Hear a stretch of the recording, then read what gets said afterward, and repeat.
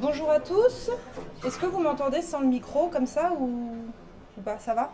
Bon, apparemment pour l'enregistrement il va falloir que je parle assez proche du micro, donc je vais quand même essayer de respecter cette consigne. Donc bonjour, je m'appelle Hélène, je suis tabacologue au sein d'une association qui s'appelle le réseau R+R. Donc c'est une association qui accompagne des malades respiratoires chroniques dans le cadre d'un programme de réhabilitation au long cours. Je ne sais pas si certains connaissent cette structure, peut-être que vous en avez entendu parler, non, pas vraiment. Voilà, je suis également formée à l'entretien motivationnel et actuellement je suis en formation pour pratiquer l'hypnose ericksonienne. Donc aujourd'hui on est deux finalement intervenants, donc ma collègue Manon et moi-même, puisque finalement l'année dernière on avait donné ce cours et cette histoire de retransmission dans une deuxième salle c'était pas forcément très facile puisque le cours se veut quand même très interactif. Donc pendant les 4 heures qui vont suivre, si vous êtes bien évidemment d'accord, je vous demanderai qu'on soit dans un échange puisqu'à plusieurs reprises je vais vous solliciter. Au niveau de l'organisation, on a l'habitude de faire une pause un petit peu avant 10 heures, quelque chose comme genre 9h30, 10h moins le quart, et une deuxième pause vers 11h moins le quart. Ça vous convient comme ça? Ouais, 2 pauses. Donc voilà, je sais qu'il y a quelqu'un qui doit partir plus tôt, mais je crois qu'elle est dans la deuxième salle, donc voilà. Voilà pour l'aspect général. Au niveau de la matinée, donc on va commencer par s'intéresser vraiment à la partie tabac, produit, qu'est-ce que c'est le tabac finalement. Tout le monde a l'impression de savoir ce que c'est, mais c'est peut-être un petit peu plus complexe que ce que l'on croit. Ensuite, on fera un focus sur la notion de dépendance. On parlera des outils qui sont utilisés dans le sevrage, des traitements de substitution nicotinique et évidemment de la e-cigarette et aussi tous les nouveaux dispositifs qui sont en train de sortir depuis quelques mois. Et on terminera par 3 cas cliniques. Voilà, donc là ce sera un travail plus individuel avec une restitution en groupe à la fin des 4 heures. Voilà pour ça. Il me semble que est-ce que vous avez un PowerPoint qu'on vous a envoyé de ce cours? Non, d'accord. Bon, bah, tant mieux parce que celui par rapport à celui de l'année dernière, il a changé. Donc, je crois que vous l'aurez à la fin du cours avec l'enregistrement, si j'ai bien compris. Alors, si je vous dis cigarette, pour vous, qu'est-ce qui vous vient à l'esprit quand on dit cigarette ou tabac d'ailleurs en général? Allez-y, dites-moi des mots comme ça qui vous viennent dans la tête. Nicotine.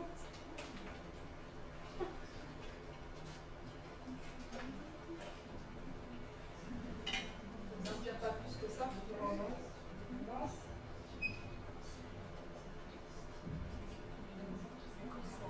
Maladie, cancer. Comment? Maladie morte? Oui, bah oui.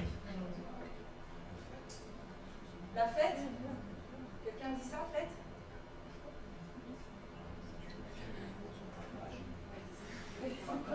Je suis désolée, Partage.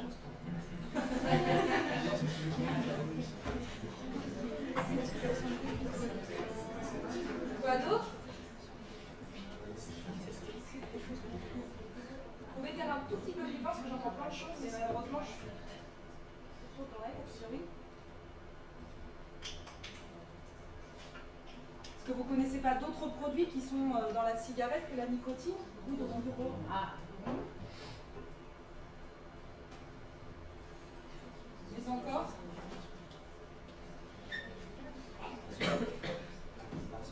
Arsenic.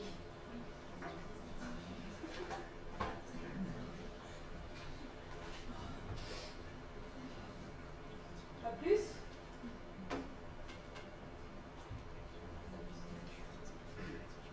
À votre avis, qu'est-ce qu'on peut retrouver, mis à part les goudrons, la nicotine et l'arsenic dans la cigarette? Est-ce que vous avez une petite idée des produits qui sont dans la cigarette?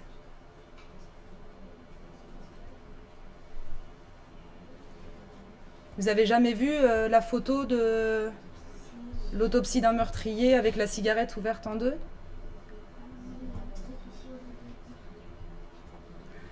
Bon, alors initialement, évidemment, le tabac c'est issu d'une plante. Est-ce que, à votre avis, elle est cultivée en France déjà, la plante de tabac? Est-ce qu'on a des champs de tabac en France? Et si, on en a en métropole, ouais, ouais. Je crois que c'est du côté du Lot, enfin dans ce coin-là, sur la côte ouest. Il y a des plantations de tabac, ça existe en France. Donc effectivement, initialement, le tabac c'est une plante. On va retrouver en fait dans la cigarette différents types de produits. Les produits qui sont issus de la plante, d'accord, naturellement. Les produits qui sont issus de la culture de la plante. Les produits qu'on rajoute dans les industries du tabac et les produits qui vont être issus de la combustion, d'accord, au moment où on allume la cigarette. Donc, notamment la nicotine, à votre avis, est-ce que c'est un produit qui est naturellement dans la plante? Est-ce que c'est quelque chose que l'on rajoute? Est-ce que ça vient d'où cette nicotine? Qui pense que c'est initialement dans la plante du tabac, la nicotine? Ouais. Donc effectivement, la nicotine, elle est présente dans le tabac naturellement. Donc quand on voit notamment sur les paquets de tabac à chicha sans nicotine, ça peut arriver qu'il y ait ce type de publicité sur les paquets. Comme c'est pas du tout légiféré, c'est une arnaque, c'est faux, puisque dès qu'il y a du tabac, il y a forcément de la nicotine. D'ailleurs, initialement, la nicotine, elle a été découverte par Jean Nicot, qui à l'époque utilisait le tabac pour soigner notamment les maux de tête et les nausées. Enfin, c'était plutôt utilisé d'un point de vue médicinal à l'époque. Évidemment, ça s'est rapidement après transformé en autre chose. Mais la nicotine, elle est présente naturellement dans la plante du tabac. Ok. Les goudrons, ils sont issus de quoi, les goudrons? Est-ce que vous le savez? La combustion, ouais, voilà. Et il y a autre chose de très important qui est présent dans la fumée de la cigarette. Vous avez dit? J'ai entendu, je crois que je l'ai entendu, le monoxyde de carbone. Le CO, c'est le gaz de la pollution, d'accord? C'est celui finalement qui pose un petit peu de problème dans la cigarette, puisqu'il est responsable de pas mal de problématiques graves de santé, ok? Donc le CO et les goudrons, effectivement, ce sont des produits qui sont issus de la combustion. Donc s'il n'y a pas de combustion, pas de CO, d'accord? Ça veut dire que si vous prenez un plant de tabac et que vous l'infusez, pas de risque qu'il y ait ce type de produit dans la consommation à ce moment-là, ok? Donc, bon, ça je viens de le dire. Principalement, ce que l'on retrouve dans le tabac, c'est donc le monoxyde de carbone, les goudrons, la nicotine et des irritants. À votre avis, combien il y a de substances toxiques dans la fumée du tabac? Je vais vous dire 40, 400 ou plus de 4000. Vous diriez à peu près quoi? Qui dit 40? Qui dit 400? Et qui dit plus de 4000? Ok, donc la réponse c'est plus de 4000. Il y a même des récentes études qui en recensent presque 7000. D'accord? Donc, c'est comme on s'est bien précisé que c'est bien dans la fumée de la cigarette qu'il y en a autant, ok? Initialement, forcément, c'est pas le cas. Mais le fait de mélanger tous les produits issus de la plante, de la culture, tout ce qui est rajouté par les industriels, plus la combustion, ça va faire tout un tas de réactions, de cascades, et ça va créer une quantité très importante de produits toxiques. Donc ce qu'on retrouve effectivement, on retrouve de l'arsenic, hein, comme tu l'as dit. Donc ça, l'arsenic, on le retrouve par rapport au sol et à la culture en fait, hein, d'accord? C'est pas un produit que l'on va rajouter dans le tabac, ni qui va être issu de la combustion. Il y a plein d'autres produits que vous connaissez qui sont utilisés dans votre quotidien. On a notamment je vais pas y arriver, le dissolvant, l'acétone. L'acétone, à votre avis, pourquoi est-ce qu'on le rajoute dans la cigarette? Ça, c'est un produit qui est rajouté par les industriels. À quoi ça peut servir de mettre de l'acétone? Faut le dire plus fort parce que...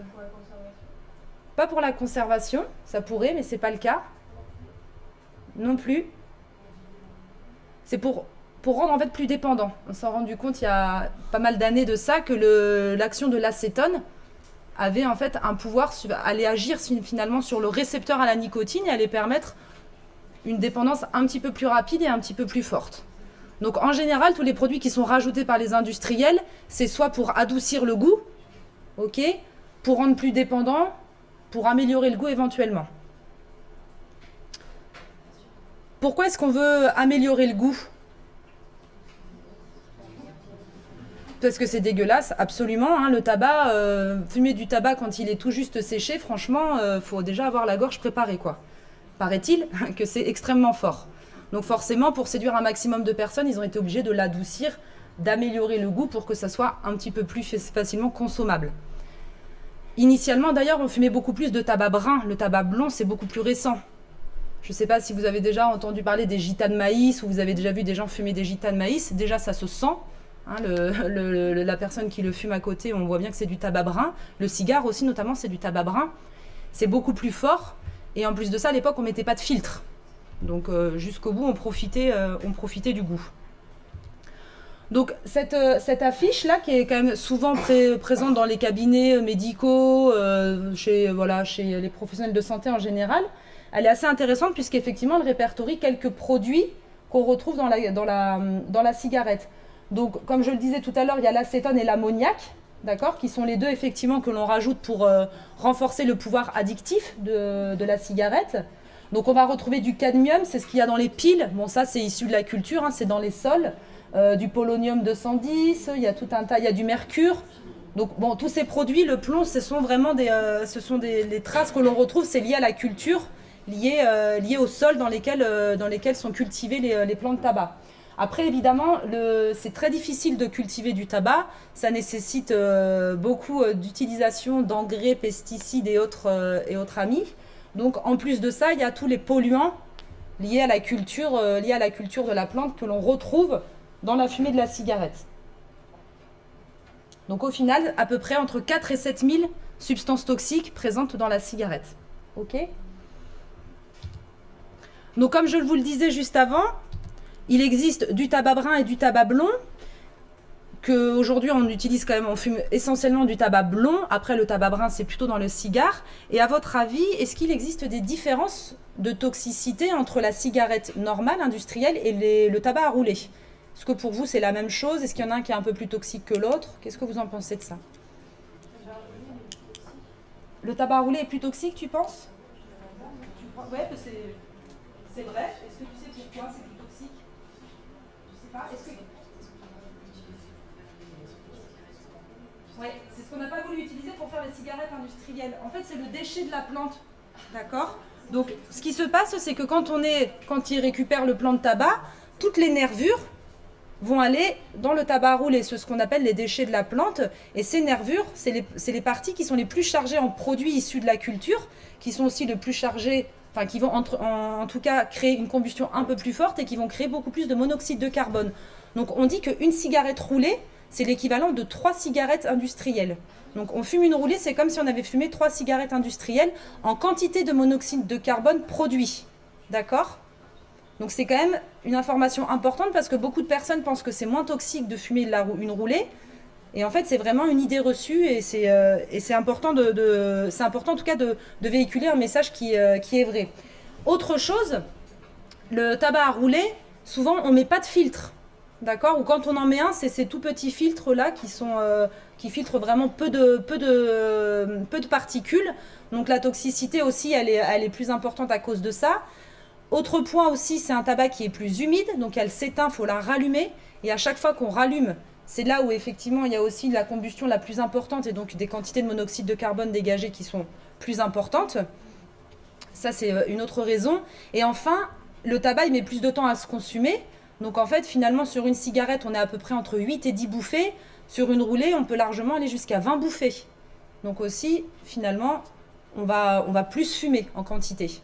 Malgré le fait qu'on pense toujours qu'on en met moins dans la cigarette à rouler, en fait, si on pèse, souvent la cigarette industrielle est plus légère que la cigarette roulée. D'accord? Puisque la cigarette industrielle, le tabac, il est coupé en tout petits morceaux, alors que les roulés, c'est vraiment des fils, quoi. On en met une plus grosse quantité. Est-ce que vous le saviez, ça, que c'était plus toxique, la roulée? Donc ça, c'est vraiment une information en tant que futur soignant à garder en tête parce que souvent les patients peuvent avoir cette représentation, dire oh là là, je vais me mettre, j'ai envie d'arrêter de fumer, je vais me mettre à fumer des roulés parce que pour la plupart, on dit souvent qu'on a la flemme de rouler la cigarette, donc on fume un petit peu moins en quantité, ce qui est vrai. Souvent, on fume en quantité, une quantité moins importante de rouler, mais le fait est que comme une cigarette roulée égale 3 cigarettes, d'un point de vue en tout cas santé, malheureusement, c'est pas la bonne chose à faire. Donc ça, c'est la première chose. Ensuite, qu'est-ce que vous pensez des cigarettes, tout ce qui est light, extra light? Est-ce qu'à votre avis, c'est pareil, moins toxique? À quoi ça sert, ça, d'ailleurs? Il y a de la merde en plus. Peut-être pas de la merde en plus, mais en tout cas, ça change pas grand-chose, en fait. Hein, d'accord? Il n'y a pas véritablement moins de toxicité parce qu'on fume des light ou des extra light. D'ailleurs, ce qu'on s'est rendu compte, c'est qu'une personne qui fumait des cigarettes classiques, qui passe aux cigarettes light en se disant bah pareil, je vais essayer de faire attention à ma consommation, finalement, il va aspirer des plus grosses bouffées. Il va prendre des intensités de bouffées plus importantes pour avoir sa dose. Donc au final, pareil, hein, ça n'a pas vraiment un grand intérêt. Pourquoi est-ce qu'on a inventé des cigarettes light et extra light? Pour les femmes, ouais. Ouais, ça a été inventé il y a quand même pas mal d'années, mais en tout cas il y a une trentaine d'années, vingtaine d'années. On a voulu séduire une nouvelle population. Après les hommes, c'était les femmes. Donc ça a extrêmement bien marché, hein, puisqu'ils ont surfé sur la vague de l'émancipation de la femme dans les années 70-80. Donc effectivement, on a inventé tout ce qui était light, extra light, les Vogue, ces espèces de cigarettes fines, qui sont très féminines et qui à l'époque étaient quand même relativement considérées comme sexy.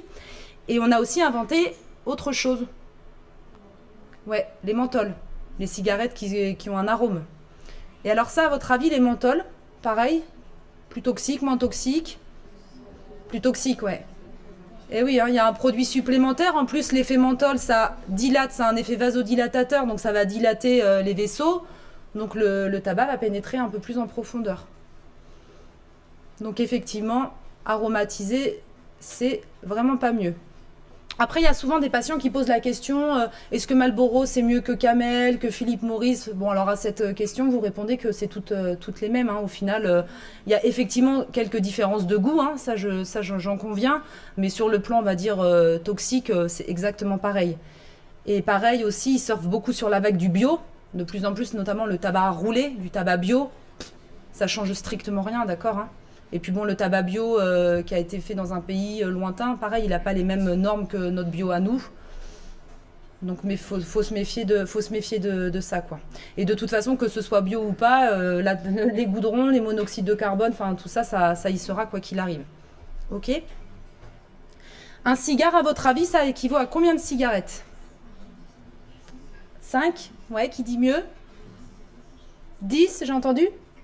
Quelqu'un dit 10? Ouais, donc c'est ça. Un cigare, bon, pas le petit cigarillo, hein, je parle vraiment du cigare cubain, là, le gros cigare, c'est 10 cigarettes. Donc un jour, il y a un patient qui m'a dit qu'il fumait que 2 cigares par jour, que c'était pas un fumeur. Bah, je lui ai dit que c'était bien dommage parce que finalement, il fumait un paquet de cigarettes par jour. D'accord? Donc pareil, message très important. Représentation, fumer la pipe ou... bon, ça n'existe plus trop maintenant, mais ça, chez les plus anciens, en tout cas, ça existe encore. Et le cigare, malheureusement, on est sur des niveaux de toxicité énormes, quoi. Donc, pareil, c'est un message important à faire passer. Et enfin, un joint. Un joint normal, quoi, avec une grosse feuille, une grande feuille. Ça équivaut à combien de cigarettes, à votre avis?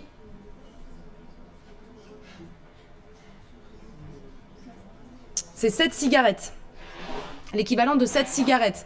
Alors, pour plusieurs raisons, puisque en général, on fume rarement un joint pur, enfin un joint avec du cannabis pur, on mélange souvent avec du tabac. Donc l'association des deux, bah forcément, ça multiplie les substances, donc ça multiplie, la combustion est toujours plus intense, donc plus de monoxyde de carbone, et aussi parce que le THC, il va avoir un effet qui va potentialiser la combustion, d'accord ? Et toujours pour les mêmes raisons, il n'y a pas de filtre, ou en tout cas il est tout petit. Le joint, le temps qu'il se consume, là on est bien au-dessus en général de 10 ou 15 bouffées. Donc pour toutes ces raisons, on est face à une quantité de monoxyde de carbone qui va être beaucoup plus importante. Il faut savoir aussi que pas mal de gens me disent « je ne fume pas de cigarettes, je fume exclusivement des joints ». Formidable. Je ne suis donc pas un fumeur, sauf que ce qui se passe et ce qu'on observe, c'est que les fumeurs de cannabis sont particulièrement addicts à la nicotine sans le savoir, puisque le THC, il a vraiment une action qui est très productive au niveau du récepteur à la nicotine, au niveau du cerveau. Donc très souvent, pour arrêter de fumer le cannabis, on observe, en tout cas en consultation, qu'ils ont plutôt tendance à se mettre à fumer très sérieusement du tabac. Alors qu'à la base, effectivement, ils ne fumaient jamais de tabac seul. Mais le fait est que le mélange va activer les récepteurs à la nicotine encore plus que s'ils ne fumaient pas de cannabis. Donc ça, il faut le savoir. Pareil, hein, c'est une représentation souvent chez les fumeurs et fumeuses de cannabis. Malheureusement, ça active très très sérieusement les récepteurs. Et enfin, la chicha. La chicha, qu'est-ce que vous en pensez ? On va dire, allez, une séance de 20 minutes de chicha à peu près, ça équivaut à quelle quantité de tabac ? En équivalence en termes de monoxyde de carbone. Un paquet de cigarettes, 2 paquets, 3 paquets, qu'est-ce que vous... 20 minutes, ouais. En général, je crois que c'est le temps à peu près du charbon, là, quand le charbon, il est le temps qui se consume. Si tout le monde, évidemment, qu'on consomme la chicha. On dit que c'est 40 cigarettes à peu près, 20 minutes de chicha. Alors évidemment, quand on fume la chicha, on est rarement en train de pomper pendant 20 minutes non-stop. Hein. Donc c'est pas ce que vous allez consommer, enfin ce que le fumeur va consommer, d'accord ? C'est la quantité de monoxyde de carbone qui va être dégagée à ce moment-là, équivaut à allumer 40 cigarettes en 20 minutes. Pareil, hein, la chicha, malheureusement, on a des résultats là qui sont un petit peu inquiétants avec des personnes qui la fument très très tôt. C'est de plus en plus, on fume la chicha de plus en plus tôt, alors que ce ne sont pas du tout forcément des gens qui fument le tabac à côté, hein, mais on a notamment chez les hommes avec des problématiques pour faire des enfants, problématiques de fertilité. Donc voilà, grosse vigilance par rapport à ça, parce que la chicha, c'est quand même pas non plus, c'est pas anodin. Et en plus de ça, c'est souvent fumé dans une pièce, on est fermé, donc le tabagisme passif, bonjour. Donc... Vigilance avec ça. C'est toujours pareil, hein, si c'est occasionnel en soirée, pas de souci. Le problème, c'est quand on le fume tous les jours ou en tout cas plusieurs fois par semaine. Ça va pour ça ? Donc cette diapo, hein, c'est ni plus ni moins que ce que je viens de dire. Donc le tabac blond, c'est une fumée qui est beaucoup plus acide et on dit que l'inhalation, elle est profonde. C'est-à-dire que l'absorption de la nicotine, elle va se faire au niveau des poumons.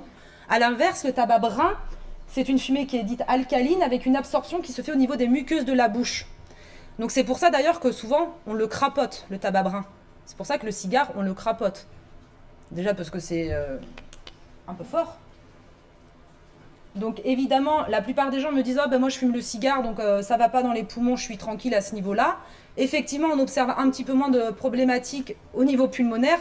Par contre, au niveau de la bouche, de la gorge, du nez... Enfin, de la sphère ORL, c'est un peu catastrophique.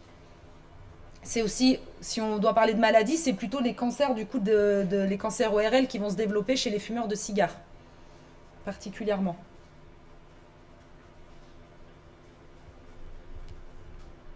Alors ensuite, il y a différents modes de consommation du tabac. Je ne sais pas si vous avez déjà entendu parler du snus. Est-ce que ça vous parle ? Donc le snus, c'est une petite pochette là avec du tabac à l'intérieur que l'on met dans la bouche et en fait ça fond contre la bouche. Alors vous allez me dire c'est franchement un peu dégueu et c'est pas très très consommé chez nous, c'est beaucoup utilisé dans les pays nordiques. Par contre on a appris un truc assez incroyable l'année dernière au congrès de Tobacco, c'est que c'est extrêmement utilisé chez les skieurs. Puisqu'en fait a priori, alors ça c'est pareil, c'est un peu une légende, mais la nicotine c'est vrai qu'elle a un pouvoir quand même sur... elle agit sur l'attention, la concentration, d'accord ? C'est un stimulant cognitif, on dit, la nicotine. Et donc, du coup, les skieurs ont l'impression qu'en prenant du snus, avant une descente, avant un géant, un slalom, ils ont l'impression qu'ils sont plus concentrés, qu'ils ont un meilleur temps de réaction. Et donc, en fait, il y a une consommation de snus chez les skieurs et chez les très jeunes skieurs qui est assez inquiétante. Parce que quand même, c'est pas anodin de consommer ce genre de choses. Alors effectivement, là, il n'y a pas de monoxyde de carbone, vous l'avez compris, il n'y a pas de combustion. Néanmoins, ça fait quand même ses dégâts. Donc voilà, sachez que ça se consomme pas trop chez nous, mais plutôt dans le milieu du sport ou dans les pays nordiques. Et ensuite le tabac à chiquer, donc alors là c'est pas du tout, c'est très peu consommé. C'était plutôt aussi à l'époque ou dans certains pays étrangers. Donc bah là on mange le tabac quoi, hein, concrètement. Ça fait des dents d'ailleurs d'une couleur assez charmante. Souvent les dentistes les reconnaissent rapidement.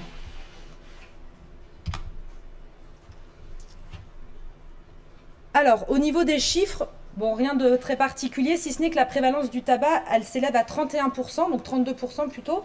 Donc dans la prévalence du tabac, on compte les personnes qui fument tous les jours et les personnes qui fument de temps en temps. Donc de temps en temps, c'est quand même considéré plusieurs fois par mois, au moins une fois par semaine. Ok.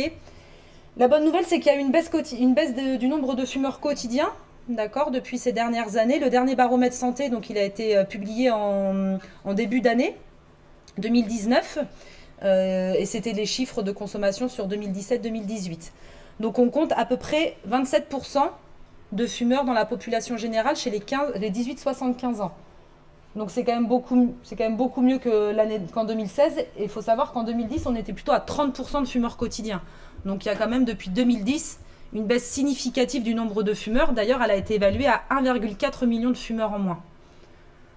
Donc ça peut-être que grâce aux différentes campagnes qui sont mises en place, finalement peut-être que ça commence à fonctionner. Est-ce que vous connaissez d'ailleurs un petit peu les campagnes d'un point de vue santé publique qui ont été mises en place pour essayer de réduire la consommation des fumeurs? L'augmentation du prix, la photo sur les paquets de cigarettes, interdiction dans les lieux publics, le packaging. Alors là, du coup, en ce moment, comment il est le paquet? Ouais, paquet neutre, effectivement. Est-ce que vous avez d'autres campagnes qui vous parlent de prévention? Il y en a une là qui est très à la mode depuis 3 ans. Ouais, le mois sans tabac, effectivement. Donc la multiplication quand même des campagnes commence peut-être à faire son effet. Concernant l'augmentation du prix, une petite information, il y a des études qui montrent que c'est très efficace. Encore faut-il que l'augmentation elle soit nette. C'est-à-dire que 20 centimes tous les 6 mois, ça fait chier, excusez-moi du terme pour les fumeurs parce que c'est toujours 20 centimes de plus, mais c'est pas assez pour que ça ait un véritable impact sur leur consommation. Donc ça, en France, c'est pas forcément la campagne qui a été la plus efficace. Alors oui, au bout de 10 ans, c'est sûr que là, maintenant, le paquet, vu le prix qu'il coûte, ça commence à être assez encourageant, ou en tout cas décourageant pour les jeunes de se mettre à fumer. Mais pour les fumeurs, en tout cas, qui sont bien addicts, ils préfèrent fumer plutôt que manger. D'accord ? Donc au final, ça n'a pas été la meilleure des campagnes. Par contre, ce qui est intéressant, c'est qu'aujourd'hui, effectivement, le paquet est tellement cher que pour rentrer dans la consommation, c'est plus difficile qu'avant. Moi, donc j'ai 30 ans. Quand j'ai commencé, quand j'allais au collège à l'époque, il existait encore des paquets de 10 cigarettes qui coûtaient des queues de cerise, quoi. Donc c'est sûr que quand on est jeune, c'était plus facile, entre guillemets, d'accéder au tabac grâce à ça. Aujourd'hui, maintenant, il faut au moins, je sais pas, peut-être 9 euros, je crois, à peu près 8,50 € pour acheter un paquet. Ce qui est quand même une somme importante. Donc ça c'est important. Et ensuite, ce qui est intéressant dans les campagnes de prévention ces dernières années, c'est qu'ils ont multiplié les manières de prévenir la population. Et finalement, c'est en multipliant les actions de prévention qu'on arrive à toucher un maximum de personnes. Et le paquet neutre, ça paraît anodin, mais quand même, encore une fois, sur le côté marketing, ça marche tellement bien la publicité que le fait qu'il y ait des paquets qui soient maintenant tout noir, tout blanc ou tout blanc, ça permet de réduire certaines entrées dans la consommation. Je ne sais pas si vous avez déjà vu ça, ces paquets où on passait la main et où ils s'ouvraient tout seuls. Vous les avez déjà vus, ces paquets? C'est Philippe Morris qui avait fait ça. Oui, je crois que c'est Philippe Morris. C'était un packaging très joli, très design, et on passait la main et le paquet s'ouvrait tout seul. Donc ça, à votre avis, pourquoi on l'a inventé, ce type de packaging? C'était pour séduire qui? Pardon? Les jeunes, ouais, voilà, absolument. Il y a eu toute une période où effectivement, donc ça a été les hommes au départ. Ensuite, les femmes, on a mis le paquet pour faire consommer les femmes. Et ensuite, on s'est dit, les fumeurs de demain, ce sont les jeunes, donc il faut y aller. Du coup, ils ont inventé les goûts un petit peu bizarres, là, bubblegum, chocolat, fraise. Ça, je parle de ça il y a 20 ans. Après, il y a eu les paquets qui ont été effectivement redesignés avec des designs un peu particuliers, le fait de passer la main pour ouvrir le paquet, enfin tout ça, ça participait à la consommation massive des jeunes. Là, le paquet neutre, on pense que ça va quand même avoir un effet positif. En tout cas, dans les pays étrangers, notamment en Australie, ça a été plutôt bénéfique. Donc voilà, il faut le savoir. Pour information, la baisse des fumeurs quotidiens, elle a été réelle pour toutes les tranches d'âge, et chez les hommes comme chez les femmes. Parce que des fois, on observe des diminutions chez les hommes, puis pas chez les femmes, ou inversement. Là, c'est toute tranche d'âge confondue et tout sexe confondu. Concernant la prévalence chez les personnes en situation de précarité, donc on observe encore une fois que c'est chez cette population-là que la consommation quotidienne est la plus importante. Donc 43,5% dans le dernier baromètre santé de 2017, enfin des chiffres de 2017. Faut savoir qu'en 2016, ils étaient à 48%.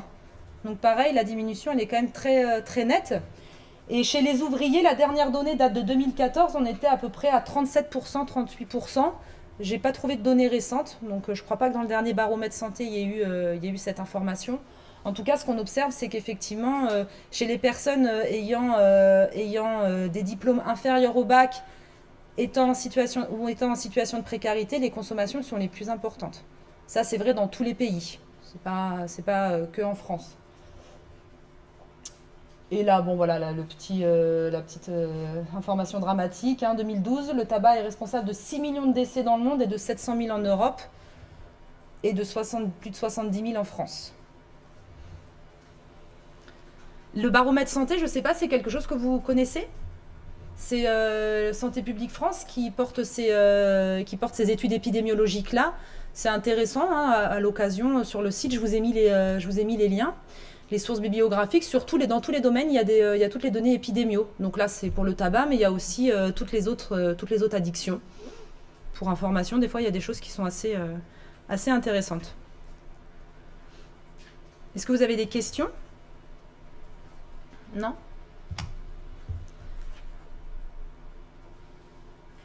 Ah, dernier sujet. Là,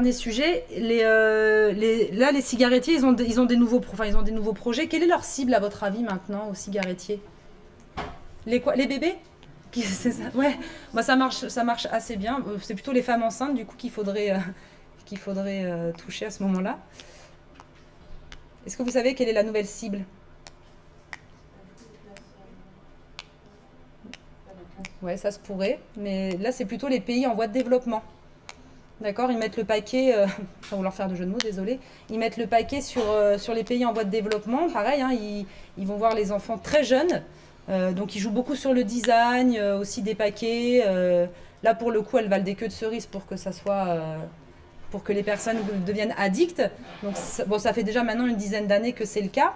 Et après aussi, ils ont tout un tas de nouveaux dispositifs que je vous présenterai derrière. Ils sont en train d'inventer la cigarette de demain, la cigarette connectée. Donc ça, c'est aussi le nouveau, notamment Philippe Morris en France, c'est leur nouveau dada. Donc ils sont toujours très inspirés. Hein. Ok, alors, la dépendance. Qu'est-ce que c'est ? Ça veut dire quoi être dépendant ?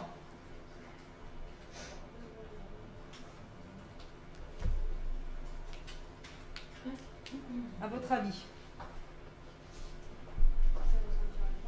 Ressentir le manque, oui, absolument. Mais encore. Comment est-ce qu'on peut qualifier une personne dépendante à la cigarette, dépendante à l'alcool C'est qu'on ne peut pas s'arrêter quand on veut. Ouais. Ça, c'est la première chose importante. On va considérer la dépendance au regard, en fait, finalement, du contrôle qu'on est capable d'avoir sur notre consommation. Donc, autrement dit, si je suis obligée de consommer tous les jours, a priori, on va pouvoir dire qu'il y a une dépendance. Un autre exemple. Je suis en soirée, je me régale, je ne peux pas aller en soirée sans fumer. Ça, je veux dire que c'est impossible. Une soirée, c'est forcément, je fume des cigarettes. Est-ce que là, il y a une notion de dépendance, à votre avis ?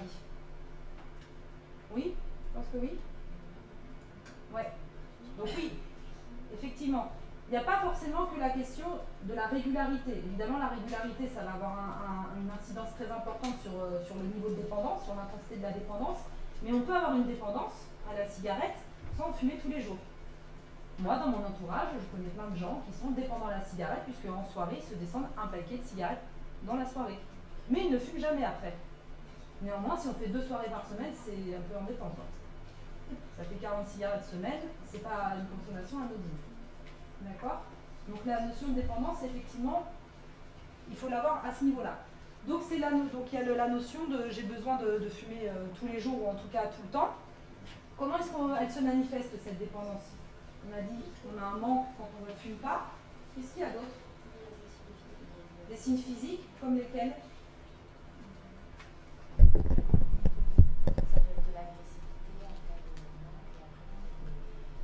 Tremblement, ouais. Donc ça, c'est les signes, en fait, c'est ce qu'on appelle les symptômes de sevrage ou les symptômes de manque, effectivement, l'agressivité, éventuellement les tremblements. Quoi d'autre comme signe? Bouffée de chaleur, sueur. Alors c'est un tout petit peu moins vrai pour le tabac, c'est un peu plus vrai pour l'alcool, les drogues, un petit peu tout ce qui est chimique, ouais. Un petit peu moins pour le tabac, encore que ça pourrait arriver. L'angoisse, ouais. Fatigue. Tout à fait. Ils sont malades. Ils sont malades, hein, c'est-à-dire je sais que quand ils commencent à se soulever, on dirait qu'ils attrapent tous les jours. Ah, très intéressant. Qu'est-ce que vous en pensez, ça? Vous avez déjà observé ce phénomène? Moi, j'ai plein de patients qui me disent « Ah non, mais si j'avais su, j'aurais continué à fumer parce que depuis que j'ai arrêté de fumer, je chope toutes les saloperies. » C'est vrai. Pourquoi, à votre avis? Pardon? Alors, ça détruit beaucoup de choses qui sont protecteurs, mais là, en l'occurrence, apparemment, ça les protège des virus. C'est bizarre, quand même.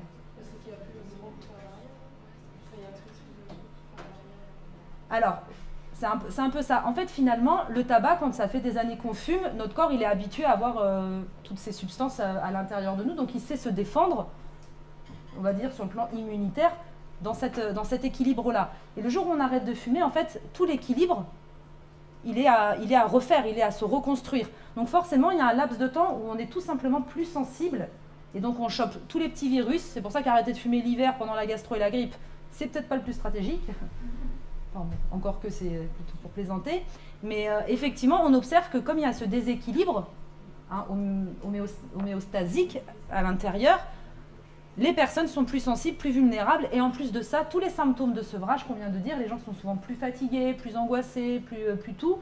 Effectivement, c'est une aubaine pour les virus à ce moment-là. Mais ça, c'est juste une période, d'accord? C'est pas quelque chose qui va durer dans le temps. C'est plutôt le temps de récupérer, on va dire, un équilibre intérieur qui soit plus optimal. Et effectivement, une fois qu'on arrête de fumer, les défenses immunitaires sont beaucoup plus compétentes. D'accord?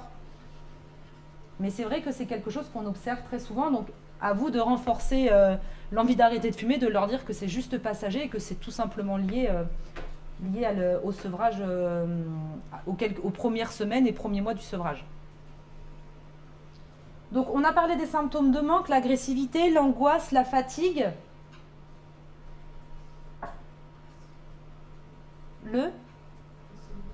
Les insomnies, ouais, tout à fait. Donc, c'est pour ça d'ailleurs qu'il y a de la fatigue. Souvent, c'est parce que les gens dorment mal. Absolument. Ça, c'est tout à fait normal. Le stress, absolument.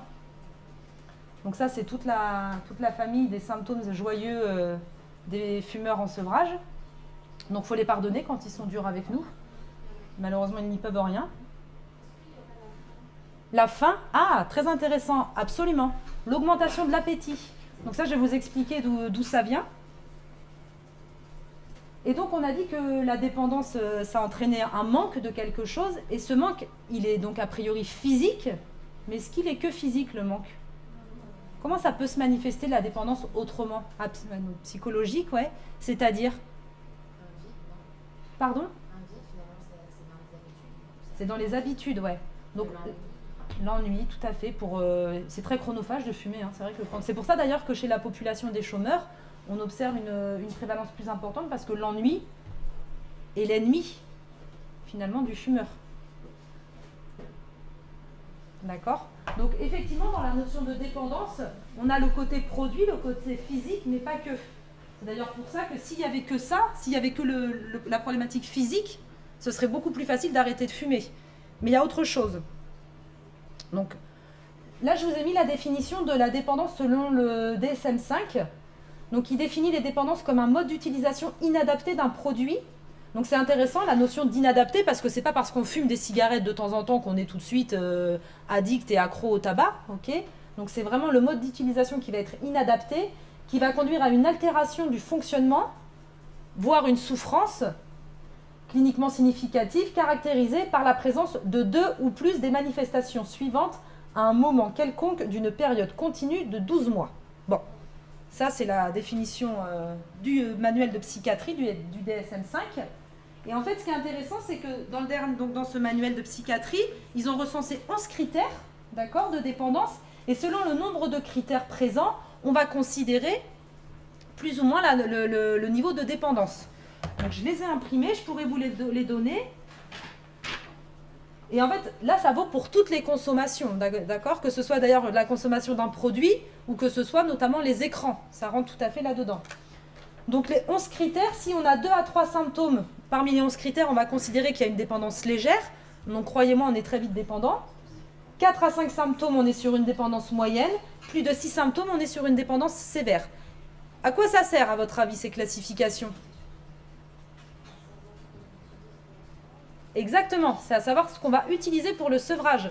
Parce que si j'ai un patient qui a une dépendance légère, peut-être que lui proposer d'avoir un patch à 21 mg, ça va peut-être pas être la meilleure réponse pour lui.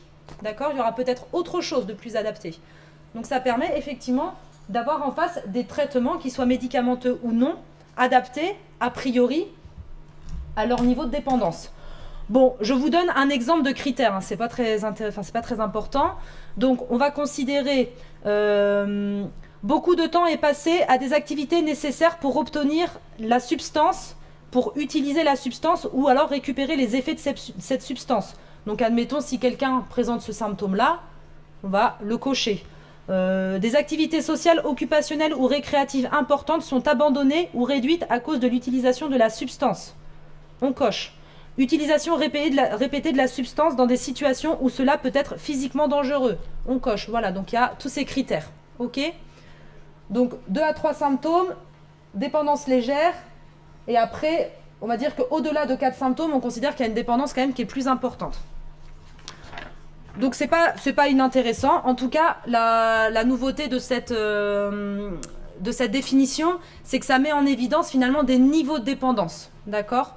Ce qui est très intéressant, notamment pour les consommateurs d'alcool, où à l'époque on parlait d'alcooliques, alcoolodépendants, enfin c'était quand même très dégradant pour eux. Aujourd'hui, on peut avoir une problématique avec l'alcool, mais en tout cas elle va être considérée comme légère, moyenne ou sévère. C'est plutôt, on va dire, pour les représentations que ça a du sens. La dépendance, est-ce que c'est une maladie à votre avis ?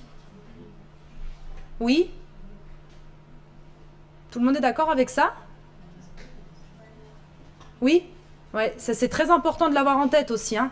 Être accro au tabac, notamment, hein, c'est pas un vice. Hein. Pour beaucoup de personnes, il le choisit. Ah oui, il a choisi de commencer à fumer, absolument. Encore que, à l'époque, en général, où ils ont commencé à fumer, on peut dire aussi que la pression sociale, que le groupe de pairs avec qui on est, peut avoir aussi une influence sur nos consommations.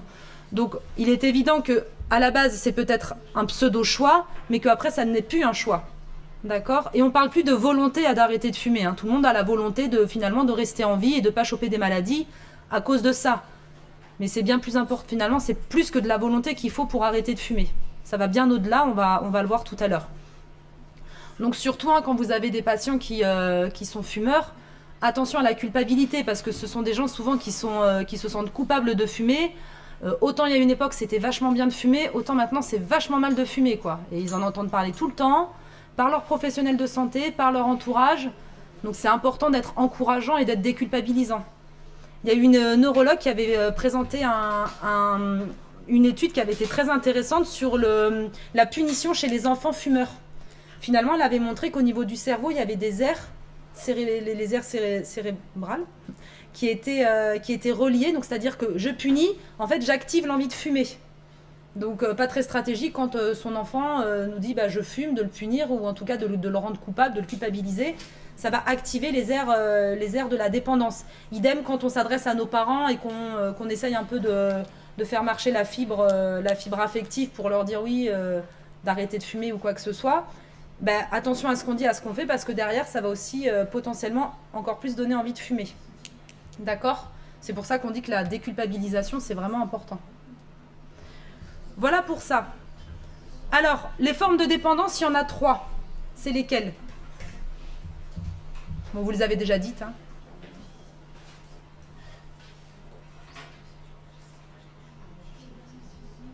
Ouais, physique, psychologique, c'est ça ?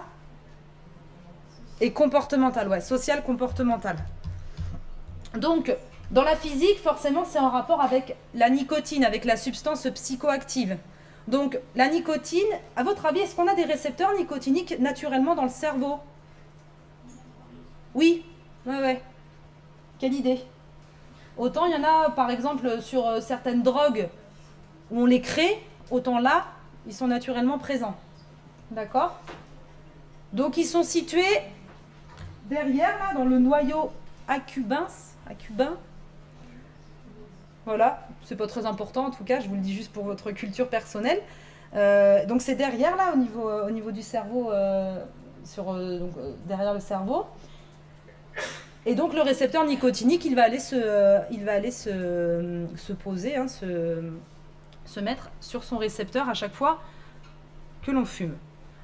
Donc forcément, les symptômes de manque qu'on a décrits tout à l'heure, hein, l'agressivité, le stress, l'angoisse, les problèmes de sommeil, etc., sont souvent liés à un manque de la substance, d'accord ? Et l'appétit notamment. L'augmentation de l'appétit est souvent liée à ça. Ensuite, on a la dépendance psychologique. Donc là, c'est je vais fumer en réponse à une émotion. Je suis stressé, je fume.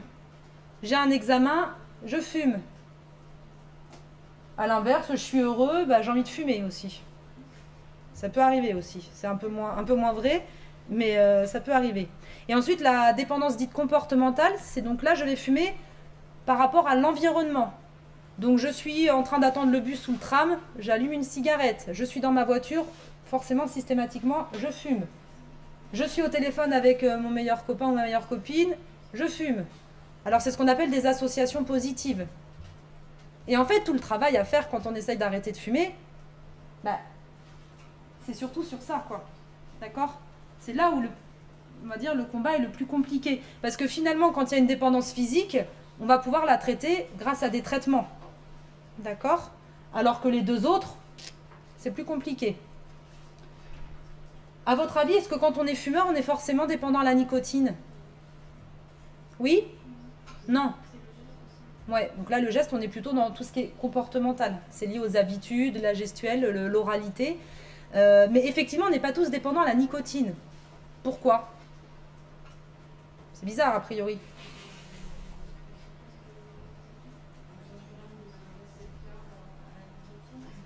Alors, j'ai peut-être pas cette information précise. Par contre, ce qui est sûr, c'est qu'effectivement, génétiquement, on est tous différents. Donc, ça revient un peu au même. Le fait est qu'on n'a pas tous la même, on va dire, la même chance ou malchance à devenir dépendant. Je pense que vous avez tous dans votre environnement, peut-être même que vous êtes une de ces personnes-là, des personnes qui arrivent à fumer de temps en temps. Je ne sais pas comment ils font, mais voilà, en soirée, de temps en temps, un petit apéro, je fume une cigarette. Capable de ne pas fumer pendant 2 mois. Ils peuvent avoir cette consommation-là toute leur vie et sans jamais devenir dépendants. Et à l'inverse, il y a des gens, il commencent à fumer et direct, tout de suite, ils vont tomber dans la consommation quotidienne parce qu'effectivement, on est tous inégaux face à la dépendance. Ok ? Il y a des études génétiques aussi, très intéressantes, sur l'épigénétique, qui expliquent par exemple Picasso. Picasso, c'est un exemple qui est très intéressant. C'est un homme qui a vécu après 100 ans, je crois. Il fumait, mais comme un pompier, quoi. Ça s'envoyait 2 paquets par jour minimum. Il n'a jamais eu de problématique de santé grave, alors que pourtant, 2 paquets de cigarettes toute sa vie, jusqu'à plus de 100 ans, on pourrait se dire il devait au moins avoir une BPCO, une maladie cardiaque, etc. A priori, c'était pas la cata, il n'avait pas tant de maladies que ça. Et en fait, ils expliquent qu'il y a des gens aussi, donc autant on va être inégaux face à la dépendance, mais aussi à la maladie. Ça, c'est important de le dire parce que tous les fumeurs ne vont pas forcément avoir des maladies. Ça va dépendre en fait du patrimoine génétique. Il y a des gens qui ont un patrimoine génétique qui va être plutôt à développer une maladie. Donc c'est sûr que si on fume, bah, on va augmenter le risque d'avoir un cancer, d'avoir une BPCO, d'avoir une maladie coronarienne par rapport à quelqu'un qui aura un patrimoine génétique plutôt favorable. Ça, on ne le choisit pas. Et c'est idem pour la dépendance. Il y a des gens qui vont devenir dépendants beaucoup plus vite que d'autres, sauf que ça, on ne peut pas le savoir. Donc c'est un coup de chance, on va dire. Donc voilà pour ça. Et à votre avis, donc tout le monde n'est pas effectivement dépendant à la nicotine. Par contre, tout ce qui est dépendance psychologique et comportementale, est-ce qu'à votre avis, tous les fumeurs ont ce genre de dépendance? Oui, hein, tous. Hein. Tous les fumeurs ont des habitudes, ont des routines, vont fumer plus quand ils vont avoir des moments difficiles dans leur vie, c'est systématique. Hein. Donc effectivement, autant la dépendance physique, on peut ne pas avoir à la traiter, autant les deux autres, on n'aura pas le choix. Avec évidemment des degrés plus ou moins importants selon les personnes. La notion de la gestuelle, pour certaines personnes, c'est très important. Ce côté amener la cigarette à la bouche. Il y a des gens, des fois, ils prennent un stylo, quand ils sont en train d'arrêter de fumer, ils peuvent fumer le stylo, quoi, tellement c'est ancré. On peut aussi se dire que quelqu'un qui a fumé 40 ans ou 30 ans, 20 cigarettes par jour, il faut imaginer à quel point ça a pu rythmer sa vie pendant toutes ces années. Donc forcément, arrêter de fumer, c'est pas juste une étape, c'est un bouleversement dans une vie. Alors, à votre avis, si je consomme de la nicotine en tisane, est-ce que je vais devenir dépendant à la nicotine comme ça, facilement, rapidement Non? Pourquoi non? Quelle serait la différence entre prendre la nicotine en la fumant et la prendre en tisane ou dans un comprimé?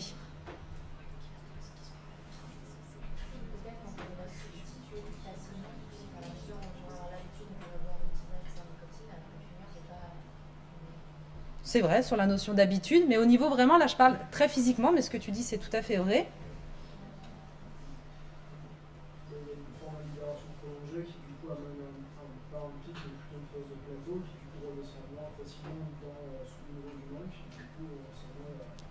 T'as déjà vu le cours? Ouais, c'est clair.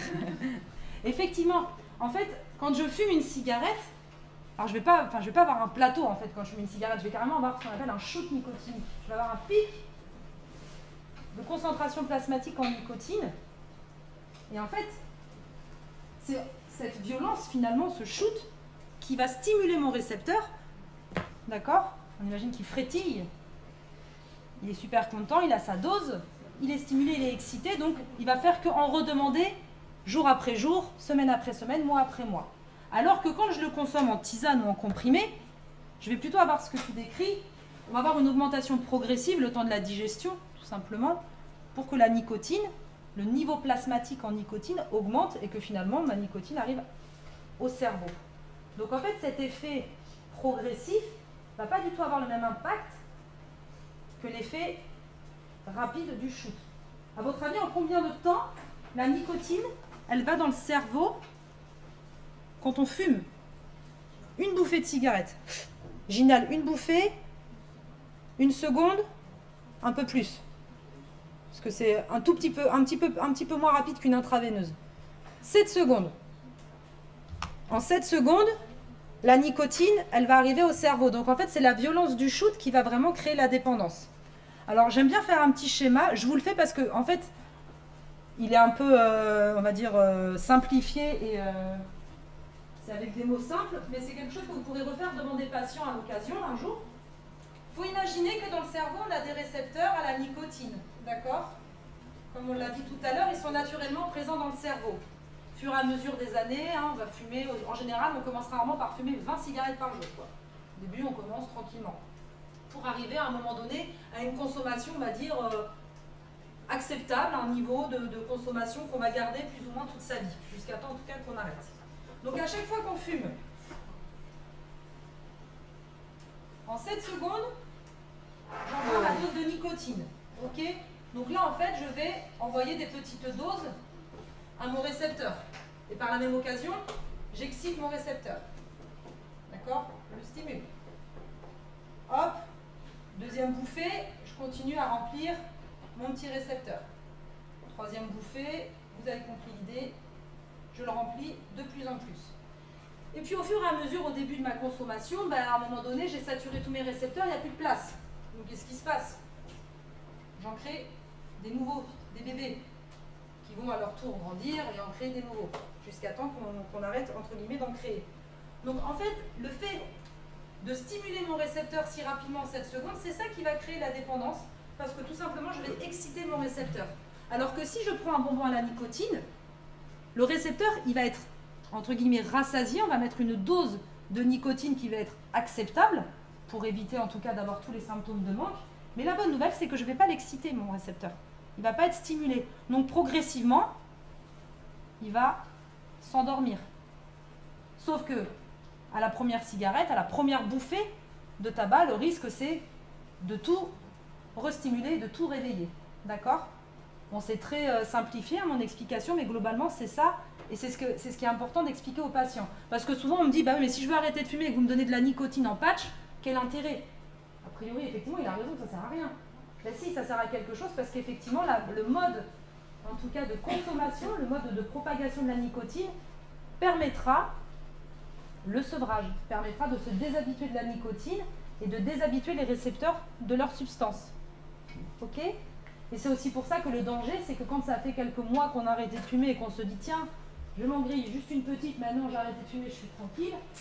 Attention, encore une fois, on est tous inégaux, il y a des gens, ils vont en refumer une ou deux et tout de suite, ils vont repartir dans des consommations d'antan. D'accord? Est-ce que c'est clair comme explication et comme schéma? Donc ça, c'est des informations, encore une fois, hein, si jamais vous avez des patients qui s'interrogent sur le tabac. Moi, je sais que nos patients qui sont beaucoup suivis par des kinés, ils sont plus proches de leur kiné que de n'importe quel autre soignant. Donc souvent, ils ont tendance à se poser des questions, et quand ils se posent des questions, rapidement, ils vont les poser au kiné. Donc c'est important que vous puissiez notamment pouvoir répondre, en tout cas, peut-être que les aider à arrêter de fumer, ça sera peut-être compliqué dans un premier temps, mais en tout cas, au moins avoir des informations qui peuvent les accompagner dans cette démarche. Donc voilà pour la dépendance. Au niveau du coup de l'appétit, on disait tout à l'heure, ce qui se passe quand on fume, alors pareil, je ne vais pas rentrer dans les détails parce qu'on va rentrer dans la pharmacologie de la nicotine, ça va être un peu trop chiant, enfin un peu trop pour aujourd'hui. On dit souvent qu'il y a une notion de plaisir quand on fume. Bon, ça c'est une notion, en fait c'est entre guillemets, c'est une notion fantôme. C'est-à-dire que quand je fume, la nicotine, elle va aller bloquer le système dopaminergique. La dopamine, ça c'est bon, ça vous parle à tous, je pense. Donc en fait, il va y avoir une sensation de plaisir parce qu'il va y avoir de la dopamine circulante, puisque la nicotine, elle va aller bloquer le système, d'accord, qui est circulaire. Donc quand on arrête de fumer, cette sensation-là, un peu bizarre, finalement on la ressent plus et ça nous pose un problème. Donc ce qui se passe, c'est que souvent, on va aller vers l'alimentation parce que le meilleur moyen pour sécréter de la dopamine, en tout cas le moyen le plus rapide, c'est de manger, et notamment du sucre. Je ne sais pas si c'est quelque chose que vous avez déjà observé, mais souvent les fumeurs en sevrage, ils ont tendance à consommer beaucoup de sucreries, des bonbons, des sucettes, parce qu'effectivement ça va donner cette sensation, ça va permettre de compenser entre guillemets le manque. Mais si on est bien sevré, en tout cas si on utilise de la substitution nicotinique à des niveaux adaptés, on observe quand même que les personnes ont beaucoup moins de fringales et prennent beaucoup moins de poids. D'accord? Donc c'est pas une fatalité. On arrête de fumer, on va prendre 20 kilos. Non, c'est pas sûr. Si on arrête de fumer avec en tout cas une aide adaptée, appropriée à nos besoins, potentiellement la prise de poids sera limitée. Néanmoins, en général, un fumeur, quand il arrête de fumer, on dit qu'il prend en général au moins 3 kilos. Puisque la nicotine a quand même derrière, elle brûle des calories.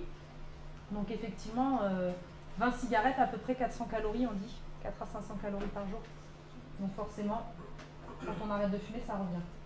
L'an dernier, on a une prof qui nous a dit que le poids que les fumeurs prennent quand ils arrêtent de fumer, c'était le poids qu'ils auraient fait physiologiquement. S'ils n'avaient pas fumé. Absolument, tout à fait. C'est ça, physiologiquement, ces 3 kilos, ils en ont entre guillemets, besoin, je ne sais pas si on peut dire besoin, mais c'est le poids qu'ils feraient naturellement. Néanmoins, quand on dit ça aux patients qui sont un petit peu à cheval sur leur ligne, ça leur fait pas du tout plaisir. Donc on leur dit qu'une prise de poids est possible, mais on essaie évidemment de faire très attention parce que souvent c'est quand même une des principales peurs, notamment des patients qui veulent arrêter de fumer. Surtout que, en tout cas moi les patients que je vois sont souvent des malades chroniques, donc en plus d'avoir la maladie respiratoire, ils cumulent des problématiques métaboliques, un surpoids, enfin bon bref. Ils ont un combo de maladies, donc ils n'ont pas forcément envie de prendre du poids, ça les arrange pas des masses. Néanmoins, prendre 2 ou 3 kilos, ça reste quand même moins grave parce que il y a des gens, le problème c'est qu'ils arrêtent de fumer, ils prennent 20 kilos et effectivement sur le plan cardiaque et métabolique, c'est quand même pas très bon. Donc attention aussi aux gens qui veulent arrêter de fumer tout seuls, le risque c'est ça quoi. Voilà pour ça. Il est 9h05. Qu'est-ce que c'est après? Ah, je fais juste ça, puis après on fera la pause. À votre avis, est-ce que les gens ont envie d'arrêter de fumer? Beaucoup de gens ont envie d'arrêter de fumer? Ça dépend de ce qu'on appelle envie. C'est-à-dire? Ouais.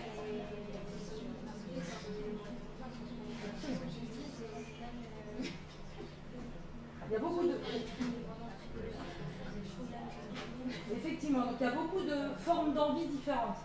D'accord? Il y a plein de gens qui nous disent « Ah non mais moi j'arrêterai de fumer, ça c'est sûr. Arrivé 30 ans, 40 ans, 50 ans, j'arrêterai de fumer. » On a une projection positive dans le sevrage. Super. Mais par contre, en général, c'est pas trop sur l'instant T. Donc effectivement, dans le baromètre santé là, de 2014, j'ai pas les informations dans le dernier, parmi les fumeurs réguliers, 60% des personnes déclarent avoir envie d'arrêter de fumer un jour. Parmi les fumeurs réguliers, 70% ont déjà arrêté de fumer pendant au moins une semaine. C'est énorme. Et on observe une augmentation du nombre de tentatives d'arrêt entre 2010 et 2014. Et là, depuis 2014, par rapport à toutes les campagnes de prévention, c'est encore plus vrai. Donc au final, il y a plein de gens qui essayent quand même d'arrêter de fumer. Et souvent, ils essayent d'arrêter de fumer tout seuls. Okay. Donc les gens, ils ont envie d'arrêter de fumer. Sauf que il est prouvé que sans aide, c'est quand même beaucoup plus compliqué d'arrêter de fumer, en tout cas dans le temps. On est tous capables. A priori, on est tous capables d'arrêter de fumer pendant plusieurs jours, voire plusieurs semaines, mais ce qui est difficile, c'est de maintenir le sevrage. Donc c'est en ça qu'un accompagnement est recommandé. L'accompagnement, il n'est pas forcément par un tabacologue. Ça peut être parfois Tabac Info Service, des sites internet où les gens partagent leurs expériences dans le sevrage. Ça peut être des outils d'autosupport. Enfin voilà, c'est très... Chaque méthode, ça peut être l'acupuncture, l'hypnose, la méditation, le yoga, enfin tout ce qu'on veut. En tout cas, on se rend compte que quand on a une aide dans le sevrage, qu'on fait quelque chose de particulier au moment du sevrage, on se rend compte que c'est quand même plus efficace. Ce qui est un petit peu déprimant quand même pour nous, les professionnels, c'est que en consultation, la réussite dans le sevrage, elle n'est pas très très bonne. Mais bon, on garde quand même le cap. Et il y a autre chose qui est très important, et tu viens de le dire, c'est qu'on a tous finalement envie des fois d'arrêter de fumer, mais à des niveaux un peu différents. Je m'explique. Est-ce que vous connaissez cette roue? La théorie du changement de comportement selon Di Clemente Prochaska. Alors, Prochaska, qu'est-ce qu'il dit? Prochaska, il dit que finalement, selon le stade où nous sommes dans notre projet de changement de comportement, il va y avoir finalement des différences très importantes. Alors la première chose, le premier stade, c'est ce qu'on appelle la précontemplation, ou autrement dit la non-implication. Donc ça, c'est ce qu'on appelle le fumeur heureux. Celui qui, franchement, il n'a qu'une seule envie, c'est de continuer à fumer, tant pis s'il attrape une maladie et qu'il meurt de ça, il est heureux comme ça, il n'en a rien à foutre d'arrêter de fumer. Donc lui, qu'est-ce qu'on fait pour lui? Pardon? Il faut essayer de le sensibiliser sur les risques, qu'est-ce que vous en pensez? Voilà, on lui souhaite bonne chance dans la vie et bonne continuation. J'exagère un petit peu, mais globalement, un fumeur heureux, il ne faut pas essayer en tout cas de parler de la maladie, des risques, des dangers. Il faut plutôt lui dire, bah, écoutez, vous avez le droit, effectivement, vous êtes heureux comme ça, tant mieux. Si un jour vous avez envie d'arrêter de fumer, sachez qu'il existe des structures, on peut lui remettre éventuellement ce qu'on appelle un petit flyer, là, une bricole, avec 2-3 numéros de téléphone. C'est ce qu'on appelle le conseil minimal. En tabacologie, on essaye de faire du conseil minimal pour les personnes que l'on côtoie. Ne jamais essayer de convaincre un fumeur heureux d'arrêter de fumer. Parce que vous allez vous épuiser, il va en avoir marre de vous écouter, et vous risquez de perdre un petit peu le lien avec ce patient. Donc, on fait du conseil minimal. Ok, pas de souci. Effectivement, vous avez bien le droit de vouloir continuer à fumer. Fumer, c'est un droit. D'accord ? Donc, ici, conseil minimal. Ah, je change de stade, un patient qui se trouve en contemplation. Donc lui, il va adhérer à l'information, il va se sentir concerné. Ah bah oui, c'est clair que là, je fume depuis 15 ans, c'est sûr que quand j'aurai passé 40 ans, j'arrêterai de fumer parce que quand même, j'ai envie de voir mes enfants grandir, donc j'arrêterai de fumer un jour. Quoi. Ah, déjà là, on sent que la personne, elle se projette positivement dans le sevrage, c'est intéressant. Donc on a passé un nouveau stade. Qu'est-ce qu'on fait avec ce monsieur ou cette dame ?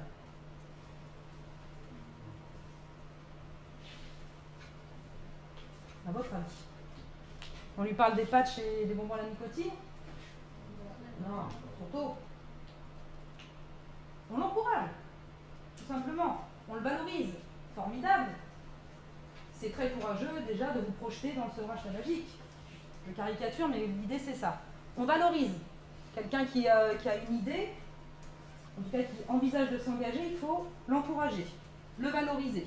Lui dire que si jamais il a besoin, vous pouvez l'aider. Vous connaissez des gens qui peuvent l'aider. Aujourd'hui, le sevrage tabagique, vous savez, monsieur ou madame, c'est plus comme avant. On peut vous écouter, on peut vous parler, on peut utiliser des outils comme l'acupuncture, l'hypnose, le yoga, la méditation, la pleine conscience, en vrai.